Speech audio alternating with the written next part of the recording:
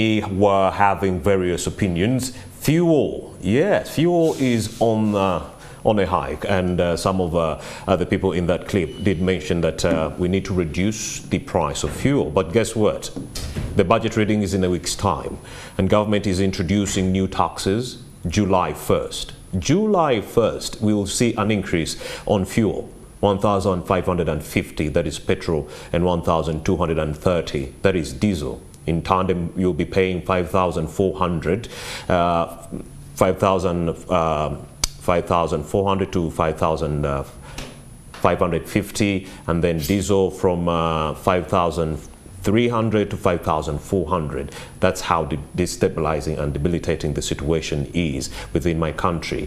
There'll be 75 shillings, yes, on every liter of water. Those taxes are coming. And other issues pertaining to construction materials, adhesives, grout, lime, cement, 500 Uganda shillings per every 50 kilograms.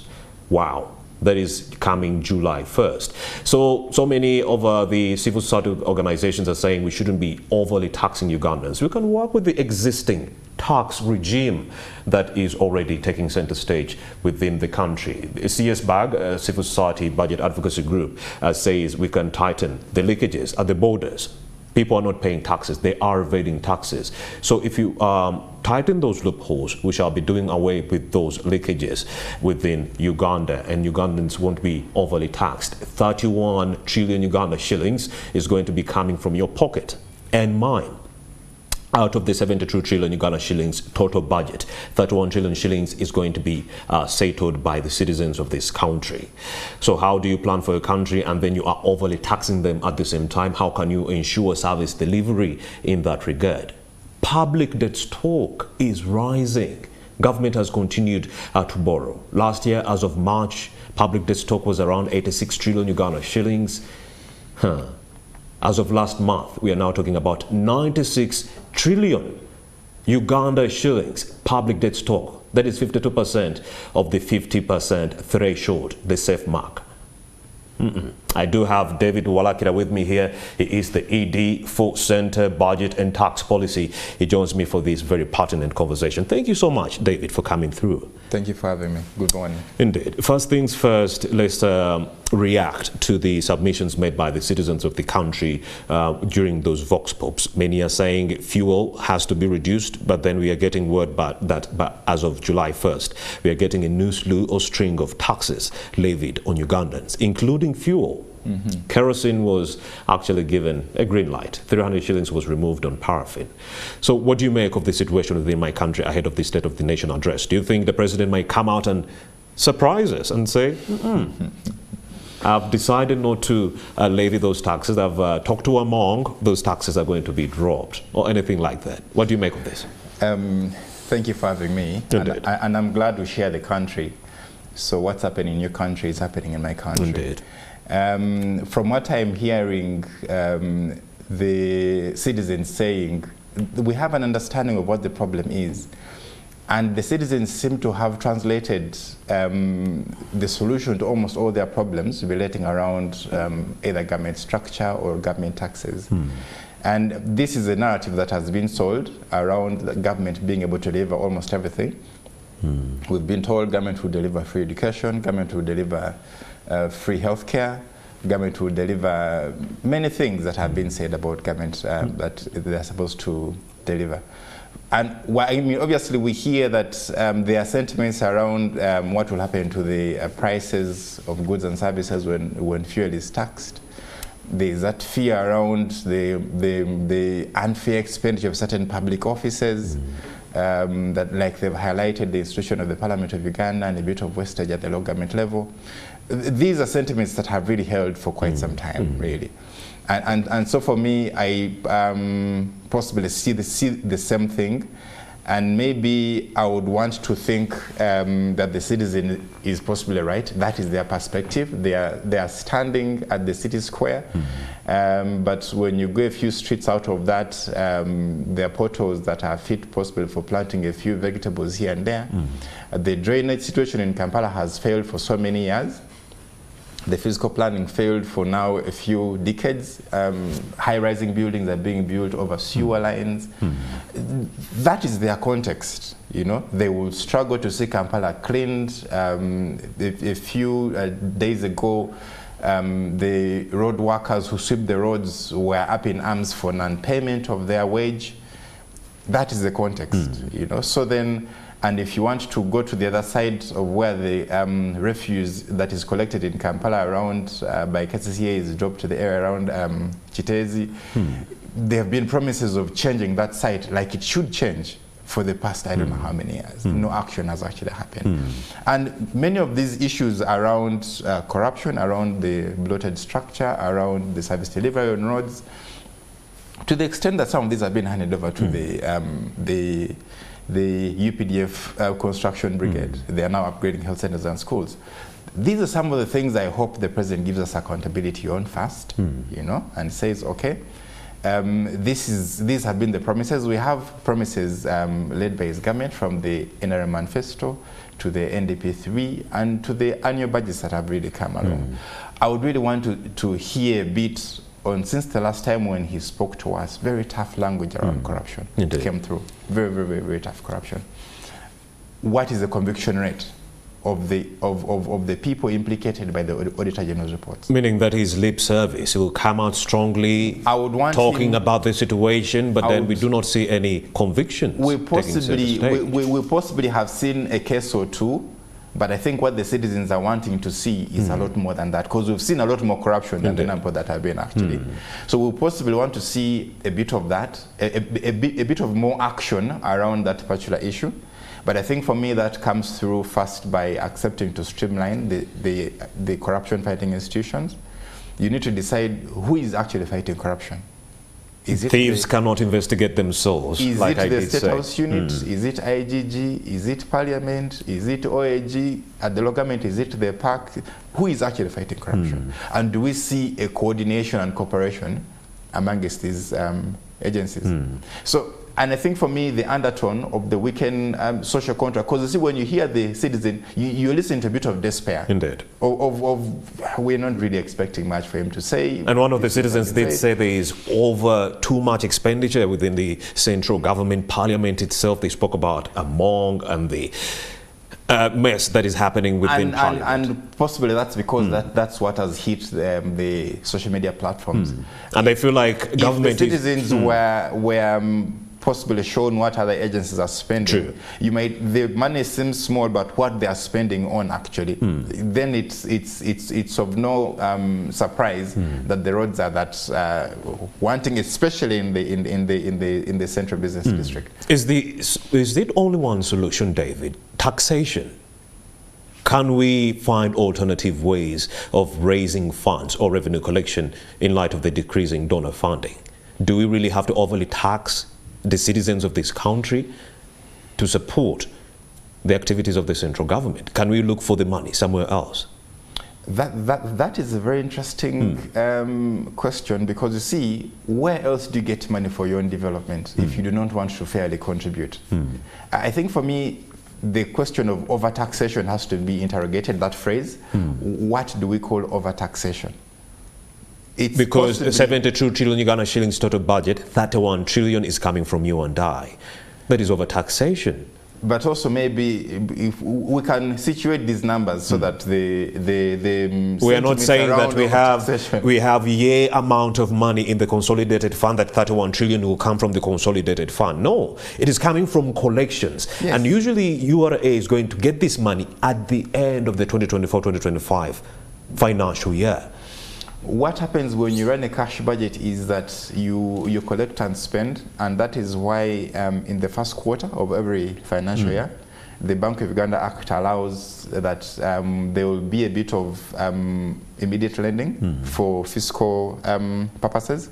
But the guidance is that within the first call that the money area collects is to pay back that money, because we collect and spend. Yeah, I mean that is the whole essence. So what happens at the end of the financial year? At the beginning of the financial year, we have now, for example, negative 72 trillion. So whatever is collected reduces that negative balance. So when the financial year ends and that's how we discuss the deficits. So for me, taxation is one of the ways. The argument is you can't tax your way into development, but we're also learning you can't borrow your way into development. Yeah. So for me, I think we just need to be frugal and accept that many of us are not paying our fair share of taxes. Many Ugandans are actually not paying their fair share especially of taxes. At the porous borders. You have organizations like the Civil Society Budget Advocacy Group is saying at the porous border points, government can work with local government within those areas to ensure that there are no leakages. And also another issue they're saying, rental tax. Local government can help URA collect rental tax. When the local government goes to collect property tax, they can also say, let's also help URA to collect rental tax. What do you make of that? All those provisions actually in the Local Government Act on how local governments can support the central government to collect money. That is an implementation challenge. Issue, yeah. I also saw a proposal in the income tax bill for 2024 where there's a charge for land that is sold in town to be collected by URA. And for me, I thought that's a very good move to want to pick money, but let the local governments collect it. So that is in the Local Government Act, it is in law, it's just not being implemented, so really. And for me, I wouldn't jump for the porous borders. I would first come back home here in many of my business areas, my central business areas in the so-called informal sector. In Gulu, here in Kampala itself, in Bara, in wherever. How many of those are actually paying taxes? URA's of course, the solution they had brought in is causing protests. Showed a very interesting or possibly not so good picture. The top 1,000 taxpayers give us 75% of our tax value. That for me speaks inefficiency. It speaks volumes. Of course, that is inefficiency, David. There is a lot of room for improvement. But also for me, the other question is, if you have a labor force that is upwards of 9 million Ugandans, shy of 11 million, and your tax register doesn't have even a quarter of those that are registered for tax purposes. I'm actually getting word that we have over 20.5 million working Ugandans. Only 3.5 million are paying taxes. So there's those inefficiencies. So for me, we go back to the question is how effectively employed are these? Uganda is one of the countries that does not track unemployment as a macroeconomic variable. I see. We ably track for you your inflation, your GDP, your interest rates, your exchange rate. We often forget around the issue of employment. We pick the promises that the investors come with over the number of Ugandans they'll give jobs, over the and all that. We do not track, we don't have a structured way to track unemployment. Now, speak of taxes, it is a function of income. If unemployment is going to remain high, then you're going to definitely do not expect to see. And for me, the other disconnect that you would want to see is that I wouldn't expect the economy to be growing at the rate that it's growing at, but unemployment is still high.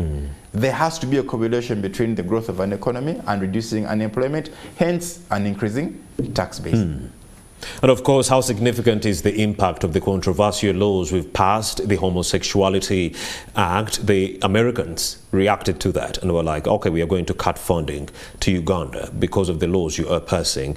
So what alternative sources of revenue can the central government look at in light of that decreasing donor funding? I'm glad you're talking about taxes because you see, the taxes are within your control. Indeed. Okay? So then you can feign or push the autonomy discussion if your tax collection measures are at par. Indeed. You know, you lose your autonomy if you're going to base your development on, and the USAID is quite categorical on that. Why? They support a lot of our education, a lot of our health, a lot of, they can say what they want to say, really. And in all fairness, they push a lot of the development agenda in Uganda, and government knows it. So for me, the possible response to what do we do when we are getting external pressures over some things that we've done internally here, it's really, really quite simple. Let's clean and improve our tax efficiency. And the strategies have been mentioned right from the BFP stages. You know, digitization, have that issue of IFRIS, improve the education, expand the tax base. I always like using the illustration of why isn't a border guy paying income tax? So indeed it is an issue of voter education, tax education, because if they had done that, we wouldn't even see protests on IFRIS. And I will tell you, no amount of tax education will make us compliant. It's around... What will? How do you administer it? There has to be strict ways of picking the money. You cannot negotiate. If you had an opportunity not to, if it were up to you to pay your pay as you earn and it wasn't withheld by your employer, would the insurer be looking for you right now? Indeed. So it's really not a voluntary issue. By nature, it is a cost. It is a charge on my income. And I do understand what you mean, because out of the 20.5 million Ugandans, if only 3.5 million are paying taxes, it means the rest are in the informal sector there. And we just haven't found out who they are. We have allowed the language of it's too little to be taxed. I know of jurisdictions, like especially where all these young people like to fly in terms of going to go and work there. In the UAE, no income is too little for it to be taxed. Indeed. Their philosophy is, if it's too little to be taxed, do not do it. We have allowed that kind of narrative to perpetuate a big informal sector, and as such you have people in the informal having arms in the informal. Indeed. David Walakira, I understand what you're saying. I pay over 800,000 in payee. The Republic of Uganda thanks you. Indeed. So I do understand the pain that you're talking about. If we were able to get people in the informal sector, it will be good news for my country. We need to expand the tax base. But of course, what do you expect the president to say in a minute? Yes. Tonight. What do you expect him to talk about? Or what do you want him to talk about? I would really want to expect the president to resound interagency cooperation. The Republic of Uganda will only work as well as the institutions are strengthened and empowered to do what they're supposed to do. Now that speaks to volumes to the corruption discussion that has held center stage, and discussion it has been. We've seen institutions being set up. We have a list. We have a very strong and elaborate accountability structure and cycle. The vice persists. So the question then goes, what more can we do? What more can we do? We need a lot more action. That is the $64,000 question. Possibly, I would need a bit of more accountability from the president in terms of the promises, but also in terms of how is he enabling the other arms of the growth discussion. The president wants the economy to go tenfold, okay? But you see economy growing tenfold, it's not only about government expenditure. There is consumption, there is investment, there is the external market. If you have high unemployment in the country, you will have low purchasing power. Those that are manufacturing will not sell their goods, they'll have more stocks than flows. That is David. The cycle goes round. Well, lucky the time is first spent. Kind apologies. He is the executive director for the Center for Budget and Tax Policy. Thank you so much for having made the time to speak to us on this very pertinent conversation. You come with a wealth of information. I'll give you that.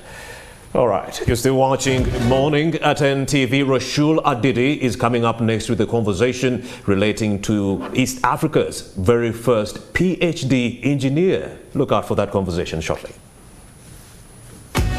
Engineers don't